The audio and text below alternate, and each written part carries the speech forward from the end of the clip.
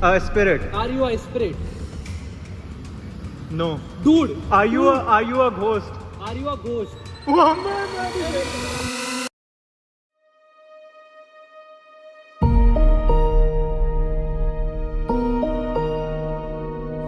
रचित यादव, जिसको आप लोग रचित रू के नाम से जानते होंगे, जिसके आज के दिन अराउंड 6 मिलियन सब्सक्राइबर्स के आसपास है।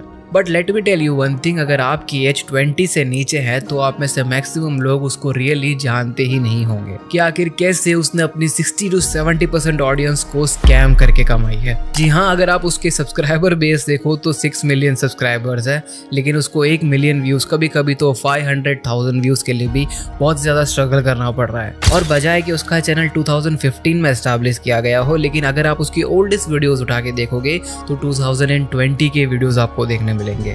तो पिछले 5 सालों के वीडियोस जो इसने हाइड कर दिए हैं, ऐसा तो क्या ही कर दिया था इस बंदे ने कि वो सारे वीडियोस आज इसको प्राइवेट करके रखने पड़ रहे हैं। Because my friends, today we are going to uncover that how Rachit रू स्कैम्ड हिज ओन ऑडियंस।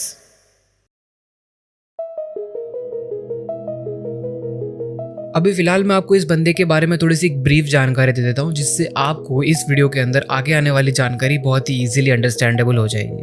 सबसे पहली बात, ये बंदा YouTube पे सिर्फ व्यूज और पैसा कमाने के लिए आया है। इसको फर्क नहीं पड़ता इसकी ऑडियंस क्या चाहती है, इसको फर्क नहीं पड़ता वो क्या दिखाना चाहता है, क्या बिलीव करवाना चाहता है। इसको सिर्फ व्यूज और पैसों से मतलब है। और वो चीज मैं आपको बहुत ही अच्छे से क्लियर करने वाला हूँ कैसे। अब देखा जाए तो YouTube के ऊपर हर 2-3 साल या 4 साल के अंदर ना ट्रेंड चेंज होता रहता है। पहले टेक्निकल वीडियोस ज्यादा चला करते थे, उसके बाद स्किट वीडियोस ज्यादा चला करते थे, फिर रोस्टिंग वीडियोस चला करते थे, फिर रिएक्शन चैनल चला करते थे। आज के दिन इंफोटेनमेंट और रिएक्शन चैनल बहुत ही ज्यादा कॉमन आपको देखने मिलते होंगे। और ये बंदे ने समय के साथ साथ वो सारी चीजें इंप्लीमेंट की है ताकि वो बंदा रिलेवेंट रह सके। और माय फ्रेंड्स, अगर ये चीजें बहुत ही अच्छी तरीके से की जाए तो ये चीज कोई गलत नहीं है। अगर किसी बंदे को इंटरनेट पे रिलेवेंट रहना है तो उसको टाइम के साथ चेंज होता रहना पड़ेगा। बट इसने हर नीश जो चेंज की है, उसने हर चीज में सिर्फ ऑडियंस को स्कैम और स्कैम ही किया है।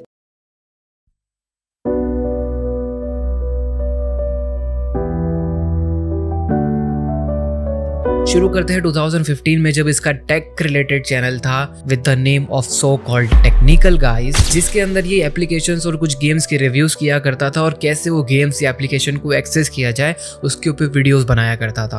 और इसकी सबसे ज्यादा वीडियोस वायरल तभी के टाइम पे हुई थी क्योंकि मैंने भी इसको तभी डिस्कवर किया था, क्योंकि 2016 और 17 के आसपास नया नया जियो आया ही था और मेरे जैसे कुछ पुराने ग्रैंड थेफ्ट ऑटो फैंस के पास अभी तक GTA 5 आई नहीं थी और वो लोग इसको इंटरनेट पे देखना पसंद करते थे। और उस टाइम पे ये बंदा सबसे ज्यादा व्यूज लेके जाता था क्योंकि ये करता था अपनी ऑडियंस के साथ एक बहुत ही घिनौना स्कैम। ये यूट्यूब वीडियोस के थंबनेल पे लगा देता था कि कैसे 200 MB में या 400 MB के अंदर आपको पूरी की पूरी GTA 5 डाउनलोड करने मिल जाएगी, वो भी अपने मोबाइल फोन के अंदर। Like literally it's 2025 coming in few days, लेकिन आज के दिन भी GTA 5 एक मोबाइल डिवाइस के ऊपर खेलना without cloud gaming almost impossible है। और ये 2016-17 के टाइम पे 200 MB में वो गेम डाउनलोड भी करवा देता था और लोगों को कहता था कि तुम इसको खेल भी लोगे। और वो टाइम ही ऐसा था जब लोगों को इंटरनेट के बारे में ज़्यादा नॉलेज नहीं थी, इसीलिए मेरे जैसे कुछ बेचारे सीधे साधे लोग इसके जाल में बहुत ही आसानी से आ जाते थे।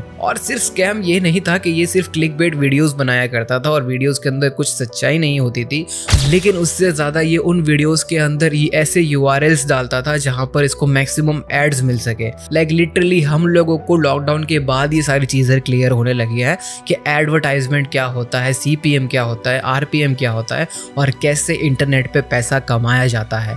ये बंदा 2016-17 में इतना ज़्यादा चालाक था कि जब ये हमको बोलता था कि GTA 5 तुमको इस लिंक पे मिलेगी, मेरी वेबसाइट पे जाओ, तो आपको वहाँ पर बिटली और ये स्ट्रिंग URL जैसे बहुत सारे URLs देखने को मिल जाते थे जिसके ऊपर अनलिमिटेड एड्स आती रहती थी, अनलिमिटेड पॉपअप्स आते रहते थे। क्या होता था उस टाइम पे कि तुम विटली की लिंक दे सकते थे, अगर विटली की लिंक से तुम्हारी लिंक से कोई डाउनलोड करता है तो काइंड लाइक एफिलिएट जैसे, तो तुम्हें पैसे आते थे।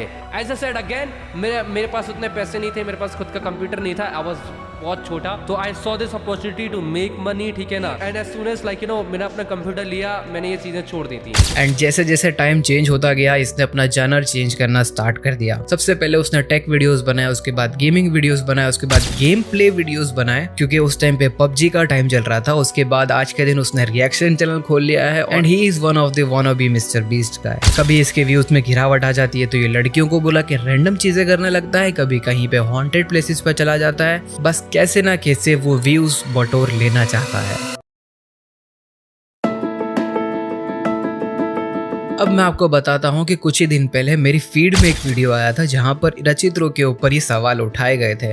जो चीज़ें मैंने फेस की है वही चीज़ें उस बंदे ने भी फेस की थी, और मुझे तभी इस वीडियो का बेसिक आइडिया आ गया था कि मुझे इन वीडियोस के अंदर क्या क्या चीज़ें इंक्लूड करनी है। लेकिन क्योंकि उस बंदे ने सिर्फ अपनी स्टोरी टाइम टाइप वीडियो बनाई थी, उसने ज़्यादा रिसर्च नहीं की थी, और उन्हीं चीज़ों को काउंटर करके रचित्रों ने एक रिप्लाई वीडियो बना दिया जहाँ पर उसने कहा कि भाई मुझे प्रूफ ला के दिखाओ कि मैं तुमको ऐसी URLs देता था या मैं तुम्हें ऐसी चीज़ें दिखाता था जहाँ पर आप 200 MB में या 600 MB में गेम को डाउनलोड कर लोगे। अब बजाय कि वो बंदा बहुत ही ज़्यादा सच बोल रहा था, लेकिन अभी फ़िलहाल उसने कहीं भी प्रूफ इंक्लूड नहीं किए थे। लेकिन दोस्तों, इस वीडियो को बनाने के दौरान आपका भाई पूरा के पूरा होमवर्क करके आया है। अब बजाय कि उसने 2020 के पहले के सारे वीडियोस प्राइवेट कर दिए हैं, लकीली मैंने उसके सारे वीडियोस ढूंढे और इंटरनेट के ऊपर मुझे एक ऐसा चैनल मिल गया जो उतने ही साल पहले यानी कि 7-8 साल पहले उसके सारे वीडियोस को डाउनलोड करके अपनी चैनल पे डाला करता था, और 7-8 साल पहले के वो सारे वीडियोस आज के दिन उसके चैनल पे अवेलेबल है।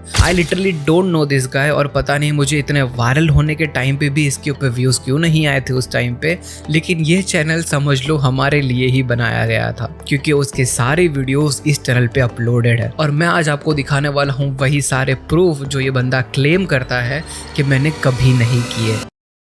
हाय नमस्कार दोस्तों, कैसे हैं आप सभी लोग। मेरा नाम है रचित यादव और आप सभी लोग देख रहे हैं टेक्निकल गाइस। और दोस्तों, आज की इस वीडियो में हम लोग बात करने वाले हैं कि हम अपने एंड्रॉइड डिवाइस में GTA 5 गेम को कैसे डाउनलोड करें और कैसे प्ले करें। सबसे पहले आपको इस वीडियो के अंदर ये बताएगा कि GTA 5 कैसे डाउनलोड की जाती है। अब बजाय कि हम लोग उस टाइम पे बच्चे थे, लेकिन हम लोग को इतना बेसिक नॉलेज हुआ करता था कि गेम 70-80 GB का है और वो 600 MB में नहीं आ सकता, तो ये बंदा अलग तरीके से ट्रिक खेल के वीडियोस बनाया करता था। ये बंदा बोलता था कि तुमको GTA 5 डाउनलोड नहीं करने मिलेगा, लेकिन GTA सैन एंड्रियास के अंदर आपको GTA 5 का मोड मिल जाएगा, जो कि GTA सैन एंड्रियास का मोड है, जिसमें आपको अल्ट्रा ENV ग्राफिक्स मिल जाएगा, वो भी सिर्फ और सिर्फ 650 MB में। और लिटरली वो 600 MB के अंदर आपको मोड मिल जाएगा। आई डोंट थिंक किसी को वो चीज़ें मिली होंगी, लेकिन इसको तो सिर्फ वीडियो ही बनाना था ना, तो इसने वो वीडियो बनाया। और इसने मैक्सिमम टाइम जो इसके मोस्ट वायरल वीडियोस थे उसके अंदर वीडियोस रिकॉर्ड भी नहीं किए हैं, ना ही एडिट किए हैं। सिर्फ जो फॉरेनर्स उस टाइम पे वीडियोस बनाया करते थे उनके हैंड कैम के वीडियो को ही इसने उठा के डाल दिया और अपना वॉइस ओवर दे दिया और वही वीडियोस अपलोड कर दिया करता था। लेकिन जैसे जैसे यूट्यूब इवॉल्व हुआ, इस बंदे को रियलाइज हुआ कि मेरा इस टाइप का कंटेंट अब ज़्यादा नहीं चलने वाला है, इसीलिए इसने सारे पुराने वीडियोस को प्राइवेट कर लिया, क्योंकि अगर वो सारी चीज़ें आज की ऑडियंस देखती तो इसकी पूरी तरीके से पुंगी बच गई होती। और आज के दिन ये इंटरनेट के ऊपर एक महाज्ञानी बन के बैठा हुआ है।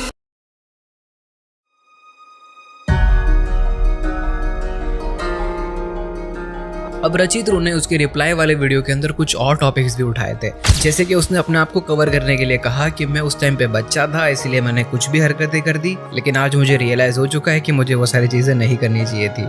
लेकिन मैं आपको बताऊं, वो आज के दिन भी लोगों को उसी तरीके से स्कैम कर रहा है। Not exactly on the eyes, लेकिन वो आज भी ब्रेन रॉट कंटेंट बच्चों के लिए वैसा ही वैसा ही बना रहा है। 3-4 हज़ार का सस्ता मिलने वाला EMF डिवाइस लेके वो कब्रिस्तान पहुंच जाता है, ये कहते हुए कि मैं भूतों को और स्पिरिट से बात करने वाला हूँ। इंडिया, जापान, वियतनाम और पता नहीं बहुत सारे कंट्रीज की लड़कियों को साथ मिलके ये वीडियोस बनाता है कि मैंने आज इसको प्रपोज कर दिया या आज मैंने इसको गर्लफ्रेंड बना लिया। अब इस बंदे के चैनल के डेमोग्राफिक्स के अंदर जो ऑडियंस दिखाई देती होगी इसको, वो अराउंड 18 के आसपास की ही होगी, इसीलिए इसको पता है कि मुझे ब्रेन रॉट कंटेंट ही बनाना है जो ज़्यादा से ज़्यादा वायरल हो सके, क्योंकि उसको भी पता है कि भूतों और लड़कियों के आसपास का कंटेंट बनाने वाले यूट्यूबर्स आज कहाँ जाके बैठे हुए हैं। और आज के दिन बजाय कि इसके 6 मिलियन के आसपास सब्सक्राइबर्स है और ये अपना आपको as a gaming channel consider करता होगा या नहीं, लेकिन वो कंसिडर करने लायक तो बिल्कुल भी नहीं है। और लिटरली इसके चैनल के अबाउट सेक्शन में जाके देखा जाए तो वहाँ पर यही चीज़ बहुत ही क्लियरली लिखी हुई है that this is the channel where Rachit started everything. मुझे कभी कभी फील होता है कि ये बंदा लिटरली कुछ अच्छा कंटेंट बनाने का ट्राई कर रहा है, लेकिन ये फिर से बीच में वही गर्लफ्रेंड वाला पार्ट, वही सारा सर्वाइवल और घोस्ट वाला पार्ट बीच बीच में लेकर आ जाता है। तो बस फिर दिल से सिर्फ ये एक ही आवाज़ निकलती है कि रचित और वो टेक्निकल गाइज आज भी एक स्कैमर है।